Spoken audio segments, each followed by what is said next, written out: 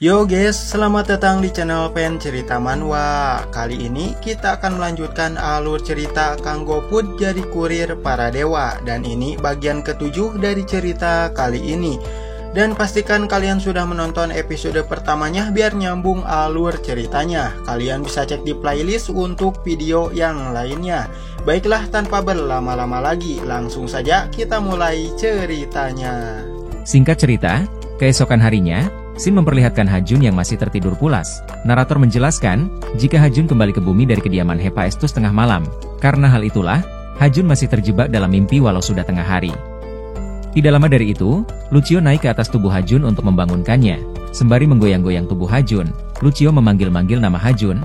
Ia meminta Ha-jun untuk segera bangun, karena waktu pagi sudah terlewati dan kini menunjukkan tengah hari. Merasa terganggu dengan suara yang terus menyebutkan namanya, Ha-jun pun membuka sebelah mata untuk memastikan siapa yang memanggil namanya. Dan alangkah dibuat terkejutnya Ha-jun saat ia menyadari jika Lucio ada di kediamannya. Ia bertanya-tanya, kenapa Lucio ada di rumahnya? Apa yang kamu lakukan di sini? Lucio menanyakan, apakah Ha-jun sudah lupa? Lalu ia menjelaskan, jika mereka berdua sudah menjadi partner bekerja. Narator menjelaskan, saat di kediaman Hephaestus, Ha-jun tidak bisa menolak permintaan Hephaestus yang memintanya untuk bekerja sama dengan Lucio, walaupun sebelumnya sempat menolaknya.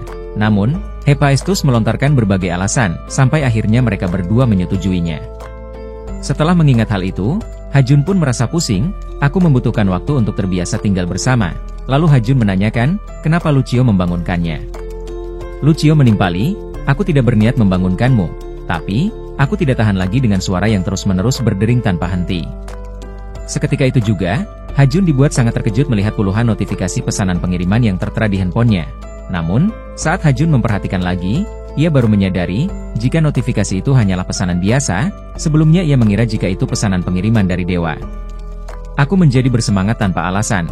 Setelah ia memikirkannya lagi, ia baru teringat jika penangguhan pengiriman makanan sudah berakhir. Hal itu menunjukkan jika penangguhan selama 7 hari sudah Ha-jun lewati. Melihat Ha-jun yang terdiam, Lucio menanyakan, apa yang sebenarnya terjadi? Apa ada sesuatu yang mengganggu? Ha-jun meminta Lucio untuk tidak khawatir, karena ini bukanlah sesuatu yang perlu dikhawatirkan. Mendengar itu, Lucio pun semakin penasaran dengan apa yang sebenarnya terjadi. Ia pun menarik-narik baju Ha-jun sembari mengatakan, katakan saja apa yang terjadi. Aku ingin mengetahuinya apa yang sedang terjadi. Ha-jun pun menjadi risih. Ia meminta Lucio untuk jangan merengek lagi. Tidak lama dari itu, handphone Ha-jun kembali berdering. Kali ini, seseorang menelponnya. Ha-jun meminta Lucio untuk diam sebentar dan dirinya akan berbicara dengan orang yang menelponnya. Baru saja mengangkat telepon itu, Ha-jun langsung dipusingkan dengan berbagai pertanyaan. Hei Ha-jun, apa kamu menyadari jika penangguhanmu sudah berakhir? Kenapa kamu tidak menerima pesanannya? Apa kamu sudah melihat berapa banyak pesanan yang sedang menunggu pengirimanmu? Kamu seharusnya bersyukur karena aku tidak memecatmu.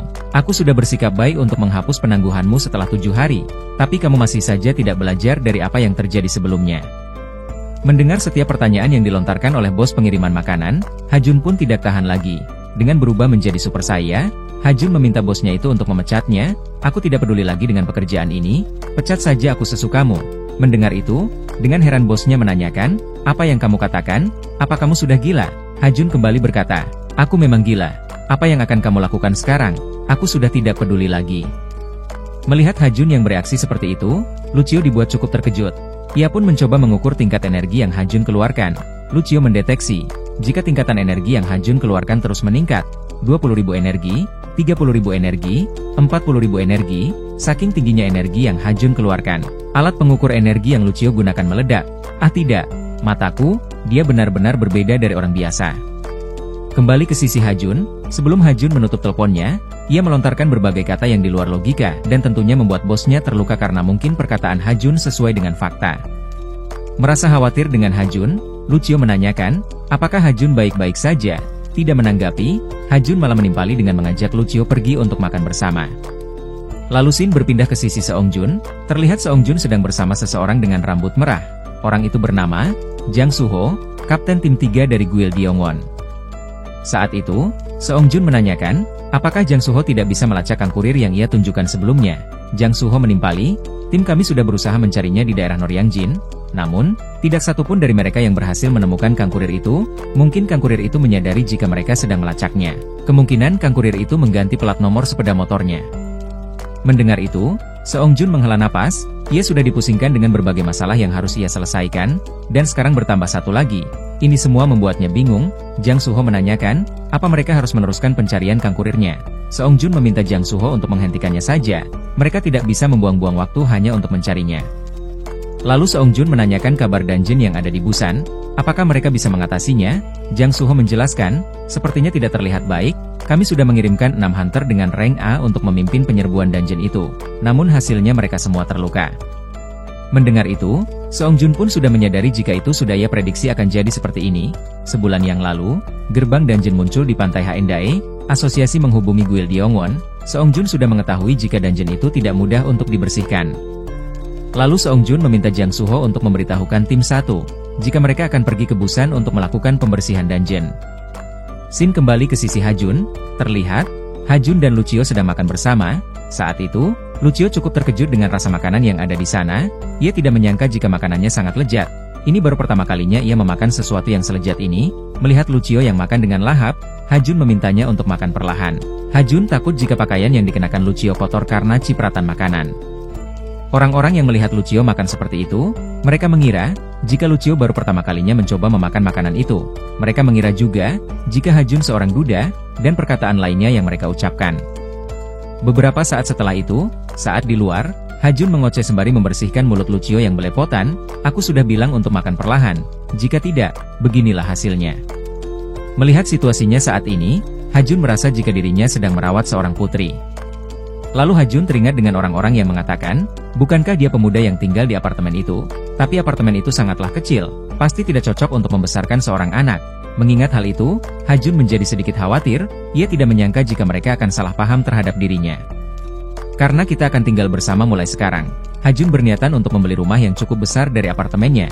Lalu Hajun mengajak Lucio untuk mencari rumah baru. Mendengar itu, Lucio meminta Hajun untuk membeli gedung di depannya. Melihat itu, Hajun langsung mencubit pipi Lucio. Apa kamu bercanda? Apa kamu tahu? Biaya apartemen itu sekitaran 20 miliar won. Lucio menanyakan, apa yang terjadi dengan uang yang didapatkan saat pengiriman ke piramida. Mendengar itu, Hajun pun segera melihat poin yang ia punya. Setelah mengetahui jumlah poinnya, Hajun merasa sedikit malu pada Lucio. Sepertinya aku mampu membelinya. Beberapa saat setelah itu, Hajun pun pergi ke gedung bertingkat itu. Ia ditemani dengan seorang karyawan real estate dan memintanya untuk menjelaskan setiap detail bangunan itu. Setelah itu, Hajun berkeliling dalam ruangan itu dan menyaksikan setiap ruangan dan juga properti yang sudah ada di sana. Lucio sangat senang dengan tempat itu. Selain areanya yang luas, banyak properti yang terjaga dengan baik. Dikatakan bahwa bangunan itu baru selesai dibangun beberapa bulan yang lalu. Merasa cocok dengan bangunan itu, Hajun memutuskan untuk segera membelinya dan akan pindah dalam 2 minggu. Saat Hajun mengajak Lucio kembali dulu, ia dibuat cukup terkejut melihat seorang wanita dengan rambut kuning yang melintas di sampingnya. Ia merasa jika dirinya pernah melihat wanita itu. Sepulangnya mereka dari gedung yang akan mereka beli, Lucio kembali makan. Sedangkan Hajun, ia sedang fokus membaca dokumen mengenai bangunan tersebut. Melihat Hajun yang berdiri diam, Lucio mengajaknya untuk makan bersama. Hajun tidak menanggapi, ia sangat senang dengan pencapaiannya kali ini. Ia sangat bangga pada dirinya sendiri yang mampu membeli rumah di hari pertama memutuskannya. Lalu Hajun teringat dengan wanita berambut kuning sebelumnya. Ia yakin, jika dirinya pernah melihat wanita itu saat kembali dari dalam dungeon, dia pasti salah satu hunter yang kulihat di dalam dungeon Tartarus. Karena helmku menutupi wajahku, aku yakin dia tidak akan mengenaliku. Setelah itu, Hajun menjadi bingung. Ia heran, kenapa beberapa hari ini dirinya tidak mendapatkan pesanan pengiriman dari dewa. Mendengar itu, Lucio mendekati Hajun dan mengatakan, jika ini baru 2 hari dan itu tidaklah lama. Lalu Lucio menasehati Hajun, jika terlalu serakah tidak akan menghasilkan kebaikan, bukankah kamu juga memiliki banyak uang dari pengiriman sebelumnya? Mendengar Lucio mengatakan itu, Hajun merasa jika Lucio tidak mengerti perasaannya, ia telah menghabiskan banyak uang hanya untuk membeli bangunan dan beberapa properti. Bisa dikatakan, jika itu kesalahan pemilik rumah baru, yaitu terlalu memaksakan keuangannya. Lucio pun cukup terkejut mendengarnya, ia tidak percaya jika Hajun menghabiskan begitu banyak uang hanya untuk membeli bangunan. Kenapa apartemen di sini sangat mahal? Padahal kamu bisa membeli banyak kastil di Divine Realm dengan hadiah yang diberikan Parao. Hajun menimpali, jika dirinya tidak tahu jika Sol selalu mahal seperti ini, aku tidak bisa berbuat apa-apa tentang ini. Lalu Hajun mencoba mempermainkan Lucio. Ia mengatakan, jika mereka mungkin tidak bisa membeli permen yang sangat Lucio sukai. Lucio pun dibuat sangat terkejut mendengarnya. Hajun menambahkan, apa sekarang kamu mengerti betapa seriusnya situasi kita saat ini? Lucio pun segera memikirkan jalan keluarnya. Ia tidak bisa membiarkan situasi ini terus berlanjut. Ia menyarankan, bagaimana jika mereka mengunjungi rumah ke rumah untuk melakukan promosi, sehingga jasa pengiriman mereka diketahui banyak orang. Tidak ada aturan yang mengatakan bahwa mereka harus menunggu pekerjaan datang. Pertama-tama mereka harus menemui Hephaestus, dan tanyakan apakah dia mengenal dewa yang mungkin membutuhkan bantuan untuk pengiriman. Mendengar saran dari Lucio, Ha-jun dibuat senang olehnya. Ia tidak percaya jika Lucio bisa memikirkan hal yang luar biasa. Baiklah, aku mengakui kecerdikanmu. Lalu Ha-jun menanyakan, bagaimana caranya mereka pergi ke Olympus. Selama ini dirinya hanya berteleportasi saat ada pengiriman, itu juga jika menerima pesanannya. Kemudian scene berpindah, terlihat Guil Dyongwon sedang berkumpul. Dikatakan, jika mereka sedang bersiap sebelum keberangkatan menuju dungeon yang sulit untuk ditaklukkan. Guil Dyongwon mengerahkan tim 1 dan tim 2 dengan tolat 45 hunter yang akan menyerbu dungeon tersebut. Sebagai ketua sekaligus pemimpin dari Guil Dyongwon, Seongjun memberikan arahan pada hunter yang lainnya. Setiap kata-kata memiliki makna, setiap ucapan memiliki kenangan, baik itu kenangan buruk ataupun manis. Seongjun meminta mereka untuk tetap waspada dan tetap bersama. Beberapa saat setelah itu, di dalam helikopter, Seongjun memastikan, apakah apa yang dikatakan Arin Baek benar adanya. Sebelumnya, Arin Baek mengatakan, jika dirinya melihat Kang Kurir berada di dekat apartemennya, apa kamu yakin, jika pria yang kamu lihat itu Kang Kurir dan dia pindah ke apartemen di sebelahmu? Arin Baek menimpali, jika dirinya belum yakin, aku tidak bisa mengkonfirmasi apakah dia benar-benar pindah ke sana, tapi dia datang dan memeriksa tempat itu. Mendengar itu, Seongjun merasa frustasi. Ia sudah menghabiskan banyak waktu dan juga banyak uang hanya untuk mencari Kang Kurir itu. Dan sekarang, Arin mengatakan, jika dia bertemu Kang Kurir di tempat yang paling tidak terduga, padahal mereka sudah mencarinya kemana-mana. Meski begitu, dengan informasi yang diberikan Arin Baek, Seongjun merasa cukup puas karena mereka tidak akan kesulitan lagi untuk menemukan Kang Kurir. Untuk saat ini, mereka hanya harus fokus untuk menyelesaikan raid dungeon-nya.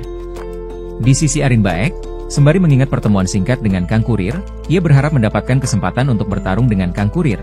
Dirinya ingin tahu seberapa kuat Kang Kurir yang dikatakan bisa mengalahkan golem raksasa sendirian. Lalu kita dibawa kembali ke sisi Ha-jun dan juga Lucio. Terlihat, Ha-jun sudah sampai di depan rumah Hephaestus. Ha-jun sudah memanggil Hephaestus beberapa kali, namun tidak ada respon sama sekali. Ia mengira, jika Hephaestus sedang tidak di rumah. Di sisi Lucio, ia sedikit panik. Ia takut jika dirinya mendapatkan hukuman karena memasuki kediaman seseorang tanpa izin. Ha-jun, mungkin kita sebaiknya pergi saja. Bagaimana jika kita menerima hukuman ilahi karena masuk tanpa izin? Mendengar Lucio mengatakan itu, dengan heran Ha-jun berkata, apa yang kamu katakan? Kita sudah ada di sini. Dan juga kamu yang menyarankan untuk datang ke sini. Lucio semakin panik mendengarnya. Lucio serasa tersambar petir mendengar setiap perkataan yang Ha-jun lontarkan, tapi kita benar-benar tidak sopan jika masuk seperti ini. Apa? Tidak sopan. Gadis kecil yang memanggil para wanita tua di depan wajahnya mengatakan itu, sungguh tidak masuk akal. Tidak lama dari itu, Hephaestus datang dari belakang sembari berteriak, siapa yang berani masuk ke rumahku sepagi ini? Mendengar itu, Lucio segera bersembunyi, sedangkan Ha-jun, ia malah terkekeh malu. Hephaestus menambahkan, perasaan aku tidak memintamu untuk mengirimkan sesuatu. Lalu Hephaestus menanyakan alasan Ha-jun datang menemuinya. Lalu Ha-jun menimpali, aku pikir ini sedikit tidak sopan datang ke sini dengan tangan kosong. Lalu Ha-jun menunjukkan sebotol minuman segar yang ia rasa jika Hephaestus sangat menyukai minuman ini seperti yang terakhir kali. Melihat itu, Hephaestus terkekeh dan langsung mengambil minuman itu. Ia meminta Ha-jun untuk mengatakan apa yang dia butuhkan. Ha-jun menjelaskan, jika dirinya penasaran, apakah Hephaestus bisa memperkenalkannya pada dewa-dewi yang lain. Ia berharap, ada salah satu dari mereka yang membutuhkan jasa pengirimannya. Setelah memikirkannya beberapa saat, Hephaestus mengatakan, jika dirinya mengingat salah satu kenalannya yang mungkin membutuhkan jasa pengiriman Ha-jun. Namun, Hephaestus khawatir, karena mungkin akan berbahaya untuk Ha-jun tangani. Mendengar itu, Ha-jun menjadi sangat bersemangat. Ia meminta Hephaestus untuk segera memperkenalkannya. Kamu tidak perlu khawatir tentang itu, aku janji akan menyelesaikan pekerjaan apapun seperti terakhir kali. Tidak ada yang berbahaya daripada bangkrut.